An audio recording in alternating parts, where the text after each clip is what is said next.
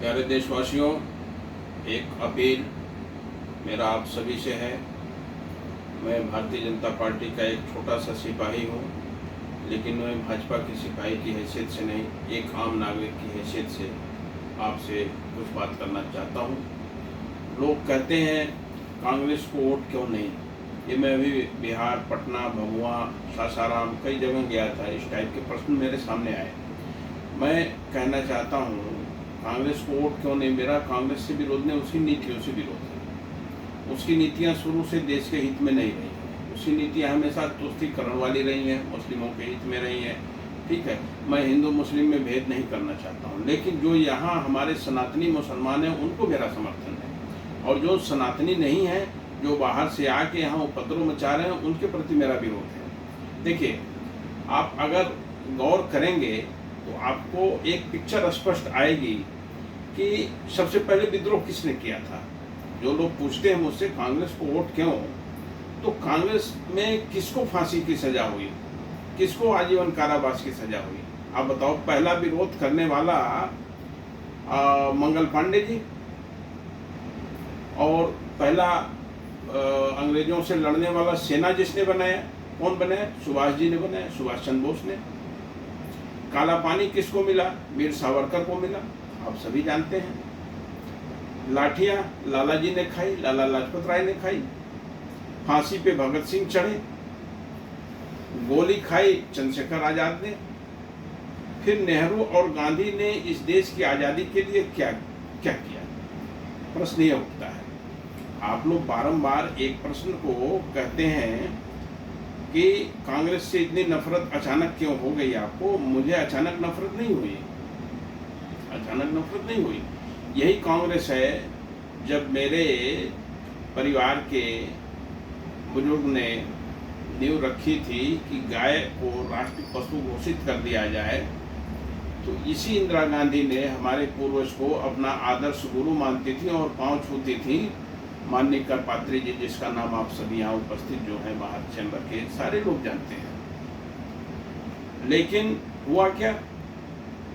61 में आंदोलन शुरू हुआ और 66 में जब देर होने लगा तो फिर गए सदन का घेराव करने। तो इन्होंने बुलाया वार्ता के लिए, और वार्ता उधर हो रही है करपात्री जी महाराज से, उधर बाहर साधु संतों पे गोली चलवा दी गई। 5000 संत मारे गए थे। 5000 संतों की संख्या कम नहीं होती। भारत ने इतनी बड़ी त्रासदी नहीं झेली थी। ये वही कांग्रेस है। इन्हें मिटा देने में ही इस देश का भला है, इन्हें मिटाने में ही इस देश का भला है, क्योंकि गांधी की पीढ़ी जब तक रहेगी इस देश का भला नहीं होगा।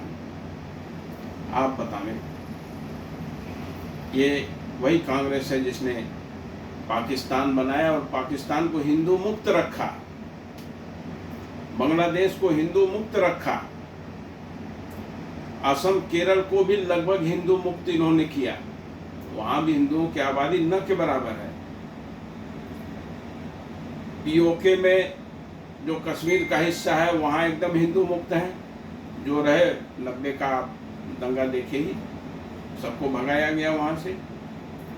तो फिर किस बात के लिए आप बतावें, किस बात के लिए इन्हें आप वोट पोल करते हैं? क्यों वोट पोल करते हैं? और सारा दोष किस पे मढ़ा जाता है? आरएसएस और संघ पे मारा जाता है। कोई भी देश में अगर विवाद होता है तो दोष मढ़ा जाता है आरएसएस और संघ पे। क्यों मढ़ा जाता है? इसके पीछे की भी कहानी देखिए। आप देखें, इतने बड़े देश में आज लगभग 9-10 राज्य में हिंदू अल्पमत में आ चुके हैं। क्या उसे रोकना हमारा आपका धर्म नहीं है? राजनीति का क्या मतलब है? राजनीति का यही मतलब है कि आप अपने वंश को मिटाते जाएं, और आप साम्यवादिता का परिचय दे रहे हैं कि हमारे लिए सब बराबर है। ठीक है, बराबर होना चाहिए, मैं भी समर्थन करता हूँ, लेकिन कहीं कहीं पे अपने आप को अब बदलना होगा हिंदुओं को, क्योंकि अब अति हो गई है। हम तो आपको बाबू कह रहे हैं और आप हमें भैया न कह के थप्पड़ मार रहे हैं। तो ये एक गाल इधर एक गाल उधर करने वाली भाषा मैं नहीं जानता हूँ। मैं टिट फॉर टैट पे विश्वास रखता हूँ। अगर कोई इस तरह की हरकत करता है तो आपने एक बार नज़रअंदाज किया, बार बार नज़रअंदाज करने की जरूरत नहीं, गर्दन तोड़ देने की आवश्यकता है। आप देखें कहाँ कहाँ से हिंदू हटाए जाएंगे। ईरान को आपने छोड़ा, ईरान भी हिंदू देश था। इराक को छोड़ा, काबुल को छोड़ा, हिंदुओं ने गांधार को छोड़ा, 400 साल पहले अफगानिस्तान को छोड़ा, 200 साल पहले हिंदुओं ने हिंदुकुश को छोड़ा, 100 साल पहले तक्षशिला को छोड़ा, 70 साल पहले पाकिस्तान को छोड़ा, 40 साल पहले बांग्लादेश को छोड़ा, 30 साल पहले कश्मीर को छोड़ा। 90 वाला घटना याद करिए, 90 वाला घटना याद कीजिए विस्थापित हिंदुओं की, जिसमें ब्राह्मणों की संख्या ज़्यादा थी। 25 साल पहले आसाम को छोड़ा, 20 साल पहले केरल को छोड़ा। आज हिंदू बंगाल में एकदम न के बराबर होते जा रहे हैं ममता दीदी के आतंक की वजह से। 10 साल पहले पश्चिम बंगाल छोड़ा आपने, 15 साल बाद आप हैदराबाद भी छोड़ेंगे, वहाँ भी संख्या घट रही है। 20 साल बाद आप केरला छोड़ेंगे, वहाँ भी संख्या घट रही है। और लगभग 40-50 साल बाद पूरा भारत आप छोड़ देंगे। कहाँ कहाँ आप छोड़ेंगे, मैं ये जानना चाहता हूँ और यह बताने आया हूँ। इस तरह की व्यवस्थाएं अगर जिस राष्ट्र में चलेंगी तो उस राष्ट्र का क्या होगा, आप बतावें। हमारे पास पुलिस थी, सेना थी, संविधान था, कोर्ट था, फिर भी कश्मीर में हिंदुओं को रातों रात कश्मीर छोड़ना पड़ा। तब ये फर्जी मोहब्बत कहाँ गई थी। आज जो अखिलेश यादव, मायावती जी और तेजस्वी यादव, कांग्रेस जी गलबैयाँ कर रहे हैं सारे लोग। फिलहाल मायावती तो इनके गठबंधन से अलग हैं, लेकिन टोन तो वो भी मिलाती हैं रह रह के। और ममता बनर्जी जी, तो उस समय इनकी बातें कहाँ थी। जब वहाँ से कश्मीर से हिंदू खदेड़े गए, उस समय ये बातें कहाँ थी। उस समय किसी ने रोकने का प्रयास किया, किसी ने भी एक शब्द बोला। ये वैसा परिवार है काला कोबरा कि जो अपने ही परिवार को खा जाता है। आप उदाहरण देख लीजिए, एक विदेशी महिला सोनिया जी जब आई तो क्या हुआ, इनकी सास चली गई, देवर मार दिया गया। 180 सभाओं में पति के साथ ये रहती थी और लास्ट सभा जब 181 सभा उनकी लगी थी तो उस समय ये नहीं थी। बेटी की शादी के बाद दुर्घटना होता है जिसमें पिता कमरे में, भाई होटल में मृत पाया गया। ये क्या संयोग था? संयोग नहीं था। ये सब ऐसी पॉलिसी अडॉप्ट करते हैं कि कुर्सी पाने के लिए, धन प्राप्त करने के लिए इनको किसी भी सीमा तक जाना पड़े वो जाते हैं। ये वही कांग्रेस है। इनकी नीतियों में कोई प्रीति नहीं है देश के प्रति, केवल नफरत भरा हुआ है, केवल और केवल नफरत भरा हुआ है। साथियों, एक बात और बताना चाहता हूँ। 20 करोड़ मुसलमान और 7 करोड़ ईसाइयों की रक्षा के लिए 52 से अधिक राजनीतिक पार्टियां खड़ी हैं, लेकिन 120 करोड़ हिंदुओं की रक्षा के लिए बीजेपी के अलावा कोई पार्टी अगर मैदान में हो तो आप बतावें। आप बतावें ये बातें सही है या गलत हैं। मैं जो भी कह रहा हूँ, आप बेहतर होगा गूगल पे अगर ये सब चीज़ें हों उसे आप सर्च करके देख लें तो ज़्यादा बेहतर है। उसके बाद आप वोट पोल करें। मेरा कोई विरोध नहीं है, लेकिन मेरा विरोध गांधी परिवार से है। इसलिए नहीं है कि हमने अपने साधु संतों और अपने परिवार के सदस्यों को खोया, इसलिए नहीं है विरोध। मेरा विरोध ये है कि ये सनातन विरोधी थे, सनातन विरोधी हैं और सनातन विरोधी ही रहेंगे। आप 1960 का अफगानिस्तान देख लीजिए, 62 लाख हिंदू थे अफगानिस्तान में और अब सिर्फ 1026 हिंदू रह गए हैं। क्या इस पे भी आप चुप रहेंगे? इस पे भी आप कहेंगे कि हिंदू मुस्लिम करने लगे हो जाइए? नहीं, हिंदू मुस्लिम नहीं करने लगे। आपने ऐसी हालात पैदा कर दी, ऐसी स्थिति पैदा कर दी कांग्रेस ने। हमारा मुसलमानों से कभी विरोध नहीं और आज भी विरोध नहीं है। वो कल भी हमारे साथ थे, आज भी हमारे साथ हैं।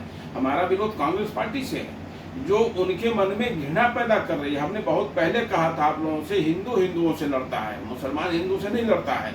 और आज भी हिंदू हिंदू से लड़ रहा है। अखिलेश यादव क्या है? हिंदू है। गांधी टाइटल लिख के ये मुस्लिम है बाय बर्थ। इनके यहाँ तो कई खून का मिश्रण है, नाम नहीं लिया जा सकता है, लेकिन ये भी हिंदू से लड़ते हैं। तो हिंदू हिंदू से लड़ता है, मुस्लिम भाई नहीं हिंदू से लड़ता है। वो अपने काम से काम रखता है, उसको उस्काया जाता है। आप देखिए मंदिरों के चंदे की बात उठी थी बीच में, मैं बताऊं 1947 में मदरसों की संख्या कितनी थी? 284-85 के लमसम में थी, और 2019 में मदरसों की संख्या 42,000 हो गई। 1947 में गुरुकुल की संख्या 39,000 थी। 2019 में गुरुकुल की संख्या मात्र 34 या 35 रह गई, जहाँ तक मेरा मेमोरी काम कर रहा है। बस यही कारण है कि हिंदू को संगठित करना जरूरी है, क्योंकि अगर हिंदू संगठित होगा तभी ये भूमि सुरक्षित रह पाएगी। क्योंकि हिंदू टेक्निकल होता है, हिंदू आध्यात्मिक होता है, हिंदू गणितज्ञ होता है, हिंदू वैज्ञानिक होता है। आज सारे शोध हमारे धर्म ग्रंथों पे, हमारे पुराणों पे ही चलाए जा रहे हैं पूरे विश्व में। क्या किसी और के धर्म ग्रंथ पे भी शोध हो रहा है किसी भी देश में? नहीं। आप देखिए हमारे धर्म ग्रंथों पे शोध हो रहा है, और अब तमाम मुस्लिम राग अलाप रहे हैं कि हिंदू ही ठीक है। अरब कंट्रियों में भी अब हिंदू को उच्च स्थान दिया जा रहा है, वहाँ पे इज्जत की निगाह से देखा जा रहा है, क्योंकि उनको मालूम है इस धरती की सुरक्षा बिना हिंदू के नहीं हो सकती है, क्योंकि हिंदू दयावान होता है। हिंदू किसी का नुकसान नहीं चाहता है, क्यों हम नुकसान करें? आपके नुकसान से मेरा क्या लाभ है? हमारी ये सोच है। देश के बंटवारे के समय 10 लाख हिंदुओं की हत्या हुई थी, क्या आप भूल गए? आप भूल गए? हिंदू कोड बिल 1956 में लागू किया गया था, क्या आप भूल गए? ये सारी चीजें हैं। आर्टिकल 25 के बारे में मैं बहुत पहले ही चर्चा कर चुका हूँ। आर्टिकल 28 के बारे में मैं बहुत पहले चर्चा कर चुका हूँ। तो ये सारी चीजें हैं जिसपे आपको ध्यान देने की जरूरत है। आप कितना ध्यान देते हैं अपने पीढ़ी के बारे में, अपने वंश के बारे में, ये आप पे निर्भर करता है। मैं बारंबार इस चीज़ को दोहराना नहीं चाहता हूँ। मैं कभी अपने मुंह से हिंदू शब्द और मुस्लिम शब्द नहीं लेना चाहता था, और आज भी नहीं ले रहा हूँ। मुझे इस चैनल के माध्यम से उन सोए हुए लोगों को जागृत करना है जो अपने ही वंश की समृद्धि को रोकना चाहते हैं, अपने ही वंश की वृद्धि को रोकना चाहते हैं, अपने ही वंश की ताकत को कुचल देना चाहते हैं, मात्र नेतागिरी के चक्कर में। चाहे वो अखिलेश यादव हो, चाहे कांग्रेस से लड़ रहा कोई भी व्यक्ति हो, चाहे कांग्रेस पार्टी हो, चाहे लालू जी की पार्टी हो, चाहे बीएसपी की पार्टी, जो भी पार्टी हो, सभी हिंदू हैं और हिंदू हिंदुओं से लड़ा है। ये इस वीडियो से मैं साबित करना चाहता हूँ। इन्हीं शब्दों के साथ मैं अपने वाक्यों को विराम देता हूँ। धन्यवाद।